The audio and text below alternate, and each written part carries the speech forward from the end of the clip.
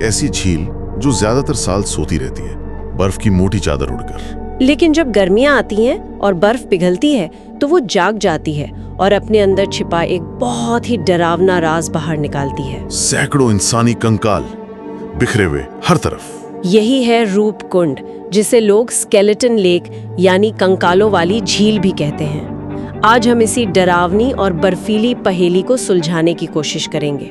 और इस पहेली की सबसे अजीब बात पता है क्या है? हर कंकाल की खोपड़ी में, मतलब सिर की हड्डी में, एक छोटा सा गोल क्रैक है, एक जैसी दरार। जैसे किसी ने उन सब पर ऊपर से हमला किया हो। बिल्कुल। तो ये कहानी शुरू कहाँ से होती है? मेरा मतलब है, दुनिया को इस डरावनी झील के बारे में पता कैसे चला? इसकी खोज की कहानी भी बड़ी अजीब है। ये बात है 1942 की। तब हमारे देश पर अंग्रेजों का राज था। अच्छा। तो एक दिन एक फॉरेस्ट गार्ड जिनका नाम H.K. माधवल था, वो हिमालय में गश्त लगा रहे थे, बहुत ही ऊंचाई पर, लगभग 16,000 फीट। मतलब एकदम वीरान जगह। हाँ, बिल्कुल वीरान। तो गश्त लगाते लगाते उन्हें वो झील दिखी। बर्फ थोड़ी पिघली हुई थी। पहले तो उन्हें कुछ अजीब नहीं लगा। और फिर वो पास गए होंगे। हाँ, और जैसे ही वो झील के पास पहुंचे, उन्होंने जो देखा उससे उनके होश उड़ गए। झील में और उसके चारों तरफ बस इंसानी हड्डियां ही हड्डियां थी। कंकाल बिखरे पड़े थे। अरे बाप रे, अकेले में ये देखना तो बहुत डरावना रहा होगा। सोचकर देखिए, कुछ कंकालों पर तो अब भी थोड़े बाल और मांस चिपके हुए थे। बर्फीली हवा ने उन्हें एक तरह से सुखा दिया था। किसी के हाथ में चूड़ी जैसी कोई चीज थी, किसी के पास लकड़ी का डंडा पड़ा था। तो ये तो साफ था कि ये कोई कब्रिस्तान नहीं है, यहाँ कुछ बहुत बुरा हुआ था। सही बात है। और साल कौन सा था? 1942। दूसरा विश्व युद्ध चल रहा था। तो अंग्रेजों को तो पक्का लगा होगा कि ये दुश्मन सैनिक है। हाँ हाँ। उनका पहला शक जापान पर गया। उन्हें लगा कि ये जापानी सैनिक हैं जो छिपकर भारत में घुसने की कोशिश कर रहे थे और शायद किसी बर्फीले तूफान में मारे गए। ये तो बड़ी खतरनाक बात थी उस समय के हिसाब से। बहुत ज्यादा। तो उन्होंने फौरन एक टीम भेजी जांच करने के लिए। लेकिन जब उस टीम ने हड्डियों को देखा तो कहानी में एक नया मोड़ आ गया। क्या? जांच में पता चला कि ये हड्डियां नई नहीं हैं, ये तो सदियों पुरानी है। सदियों पुरानी? मतलब ये जापानी सैनिक नहीं थे? नहीं, जापानियों का डर तो खत्म हो गया, पर एक उससे भी बड़ा और डरावना सवाल खड़ा हो गया। अगर ये सैनिक नहीं थे तो इतने सारे लोग कौन थे और सदियों पहले इनके साथ यहाँ क्या हुआ था? इसके बाद तो फिर लोगों ने अंदाजे लगाने शुरू किए होंगे, तरह तरह की कहानियां। बिल्कुल। सालों तक बस थ्योरीज ही चलती रहीं। कुछ लोगों ने कहा कि ये शायद किसी राजा की सेना थी जो लड़ाई पर जा रही थी और रास्ता भटक गई। कुछ ने कहा कि ये लोग तीर्थयात्री थे जो पास के मंदिर जा रहे थे और किसी बीमारी में मारे गए। लेकिन इन सब कहानियों में एक चीज फिट नहीं हो रही थी, है ना? एग्जैक्टली, वही एक चीज, खोपड़ियों पर बने वो गोल निशान। हाँ। अगर ये सैनिक थे तो तलवार या भाले के निशान होते, कटने के निशान होते, पर ऐसा कुछ नहीं था। हर किसी के सिर पर एक छोटा गोल फ्रैक्चर था। जैसे किसी ने क्रिकेट की बॉल जैसी कोई चीज जोर से सिर पे मारी हो। बिल्कुल। ये किसी इंसान का काम नहीं लग रहा था। ऐसा लग रहा था जैसे हमला आसमान से हुआ हो। और जब साइंस के पास कोई जवाब नहीं था तो लोगों ने पुरानी कहानियों में जवाब ढूंढना शुरू किया। वहाँ के लोकल लोगों की कहानियों Exactly. हाँ। और वहाँ सदियों से एक कहानी सुनाई जाती है। एक राजा की कहानी जो अपनी रानी और बहुत सारे नौकर चाकरों के साथ नंदा देवी पर्वत के दर्शन करने निकला था। पर वो लोग पूजा पाठ करने कम और जश्न मनाने ज्यादा गए थे, नाच गाना करते हुए। और कहानी के मुताबिक यही उनकी सबसे बड़ी गलती थी। उस पवित्र जगह पर इतना शोर शराबा। देवी नंदा को अपना अपमान लगा और वो बहुत नाराज हो गईं। और फिर देवी ने अपना गुस्सा दिखाया होगा। कहानी कहती है कि देवी ने एक ऐसा भयानक तूफान भेजा जिसमें आसमान से लोहे जैसे सख्त ओले बरसे। लोहे जैसे ओले? हाँ, कहानी में यही शब्द है। सोचिए, पत्थर जैसे बड़े बड़े भारी ओले, और उन ओलों ने एक एक करके राजा, रानी और उनके सभी लोगों को मार डाला। कोई नहीं बचा।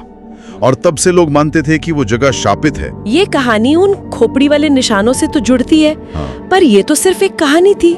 सच का पता कैसे चला? सच का पता चला बहुत सालों बाद, जब साइंस ने इस केस को अपने हाथ में लिया।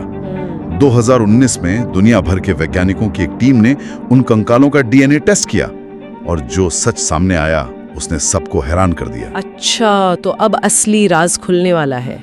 क्या पता चला? सबसे पहली चीज जिसने सबका दिमाग चकरा दिया वो ये थी कि ये सारे लोग एक ही समय पर नहीं मरे थे। क्या मतलब? मतलब वहां कम से कम 2 अलग-अलग ग्रुप के लोग थे जो अलग-अलग समय पर मारे गए थे। और दोनों हादसों के बीच लगभग 1000 साल का फासला था। 1000 साल? मतलब रूपकुंड में एक बार नहीं बल्कि कई बार ऐसी भयानक घटना हुई थी। हाँ। एक ग्रुप के लोगों की मौत आज से लगभग 1200 साल पहले हुई थी और दूसरे ग्रुप के लोगों की मौत सिर्फ 200 साल पहले। ये झील बार बार कब्रगाह बनी थी। ये तो रहस्य को और भी गहरा कर रहा है। अच्छा, और ये लोग थे कौन? क्या डीएनए से ये पता चला? हाँ, और यहीं पर दूसरा सबसे बड़ा सरप्राइज मिला। जो पुराना वाला ग्रुप था, मतलब जो 1200 साल पहले मारे गए थे, उनका डीएनए भारत के लोगों से मिलता जुलता था। तो शायद वो वही तीर्थयात्री थे जिनकी कहानी सुनाई जाती है। ठीक है, ये तो समझ आता है। लेकिन दूसरा ग्रुप? जो दूसरा ग्रुप था, जो सिर्फ 200 साल पहले मरा था, उनका डीएनए भारत या आसपास के किसी भी देश के लोगों से मैच नहीं हुआ। तो वो कहाँ से थे? वो लोग यूरोप से थे, ग्रीस जैसी जगहों से। ग्रीस से? 200 साल पहले यूरोप से लोग हिमालय की इतनी ऊंचाई पर क्या कर रहे थे? ये तो नामुमकिन सा लगता है। क्यों नहीं है? तो हमारे पास 2 अलग-अलग ग्रुप हैं। एक भारत से, एक यूरोप से। 1000 साल के अंतर पर मरे, लेकिन क्या साइंस ये बता पाया कि उनकी मौत कैसे हुई? क्या वो लोहे के ओलों वाली कहानी सच थी? हाँ, और यही इस पूरी खोज का सबसे बड़ा खुलासा था। वैज्ञानिकों ने उन खोपड़ियों के फ्रैक्चर को बहुत ध्यान से स्टडी किया। उन्होंने पता लगाया कि सारी चोटें सिर और कंधों पर थीं और वो किसी भारी गोल चीज के ऊपर से गिरने से लगी थीं। ठीक वैसी ही चोटें जैसी तब लगती हैं जब क्रिकेट की बॉल जितने बड़े बड़े ओले आसमान से गोली की रफ्तार से गिरते हैं। तो इसका मतलब वो पुरानी कहानी, देवी के गुस्से वाली बात, वो सच थी। वो एक तरह से सच की याद थी जो कहानी बनकर जिंदा रही। विज्ञान ने साबित कर दिया कि उन लोगों की मौत एक भयानक ओलों के तूफान से हुई थी। एक बार उस सीन के बारे में सोचकर देखते हैं। लगभग 200 लोग पहाड़ की उस खुली ढलान पर फंसे हैं। छिपने के लिए ना कोई पेड़, ना कोई गुफा, कुछ भी नहीं। और फिर अचानक आसमान काला हो जाता है, तेज हवाएं चिल्लाने लगती हैं और इससे पहले कि कोई कुछ समझ पाए, आसमान से मौत बरसने लगती है। पत्थर जैसे बड़े बड़े ओले। हाँ, उस खुली जगह पर उनसे बचने का कोई चांस ही नहीं था। वो जहां खड़े थे वहीं एक एक करके मारे गए। कुछ ही मिनटों में वो पूरी घाटी एक कब्रिस्तान बन गई और फिर बर्फ ने उन सबको सदियों के लिए ढक दिया। ये सुनने में ही इतना डरावना है। तो विज्ञान ने ये तो बता दिया कि मौत कैसे हुई, पर एक सवाल तो अब भी बाकी है। और वो ये है कि वो लोग कौन थे? हाँ, खासकर वो यूरोप वाले लोग। हम मान सकते हैं कि भारतीय ग्रुप तीर्थ यात्रा पर था, पर वो ग्रीस के लोग, वो वहाँ क्या कर रहे थे? यही इस जगह का सबसे बड़ा राज है। क्या वो कोई खोज करता थे या किसी खजाने की तलाश में थे? कोई नहीं जानता। उनकी कोई डायरी, कोई नक्शा, कुछ भी नहीं मिला। कुछ भी नहीं। उनकी पूरी कहानी उन्हीं की हड्डियों के साथ उस बर्फ में दफन हो गई। वो कौन थे, कहाँ जा रहे थे, ये एक ऐसा राज है जो शायद अब कभी नहीं खुलेगा। आज भी हर साल जब बर्फ पिघलती है तो रूपकुंड के वो कंकाल फिर से जाग जाते हैं।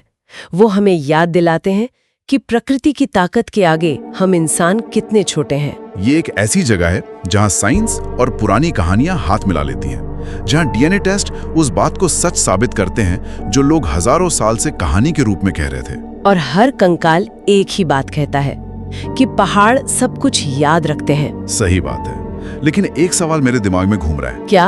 अगर ये झील हर साल अपने कुछ राज बाहर निकालती है, तो क्या कोई और भी गहरा राज है, कोई तीसरी कहानी जो अभी भी उस बर्फ की मोटी चादर के नीचे दबी हुई है और अपने बाहर आने के सही वक्त का इंतजार कर रही है?